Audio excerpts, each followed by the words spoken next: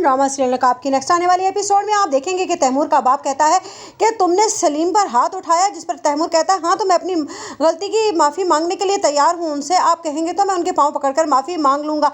जिस पर उसका बाप कहता है कि तुम इतने नीचे गिर जाओगे, मैंने कभी सोचा भी नहीं था कि तुम्हें ज़रूरत क्या थी, तुम शादीशुदा हो, तुम्हें शर्म नहीं आती। जिस पर तैमूर कहता है लेकिन ये शादी भी तो आप लोगों ने ज़बरदस्ती मेरे कांधों पर डाली थी ना, लेकिन अब मैं इस शादी में नहीं रहना चाहता और मुझे सलीम चचा से माफ़ी मांगने में कोई शर्मिंदगी नहीं है। उस वक्त मैं शायद भटक गया था, ना वो मुझे उकसाते और ना ही मैं उन पर हाथ उठाता। उधर आप देखेंगे कि बिलाल कहता है कि आप लोगों को क्या लगता है कि तैमूर आराम से बैठ जाएगा, वो मेरा ही कज़न है और मैं जानता हूँ उसे, और वो ज़ारा को भी अब बहुत ज़्यादा तंग करेगा, ये भी मैं जानता हूँ।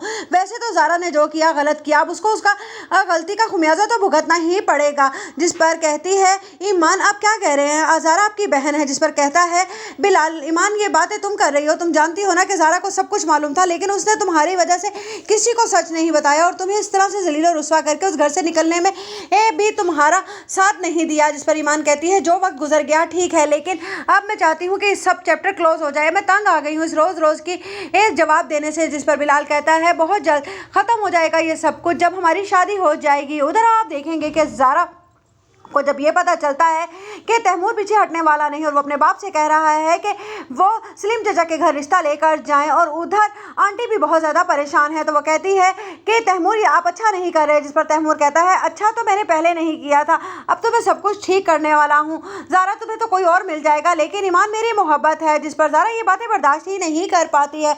उधर आप देखेंगे कि जब लैला बिलाल से आमना सामना होता है तो कहती है कि बिलाल तुमने अच्छा किया। जिस पर बिलाल कहता है कि पछता तो तुम भी रही हो, लेकिन मैं जानता हूं कि तुम जाहिर किसी पर नहीं होने दोगी। ये खड़ी लैला की माँ बातें सुन रही होती है और कहती है कि लैला क्या जाने कि उसने हीरे को ठुकरा दिया है, अब तो कुछ भी नहीं हो सकता। उधर आप देखेंगे कि आहत को वो कहती है ईमान कि इसको बाहर नहीं निकलना चाहिए। जिस पर बिलाल कहता है ठीक है कि वो अपने किए की सज़ा तो भुगत कर ही जाएगा, लेकिन मैं एक बात जानता हूँ कि मुझे नहीं लगता है कि उसके भी फार्म हाउस से इस तरह से कुछ भी निकलेगा। मुझे लगता है कि उसके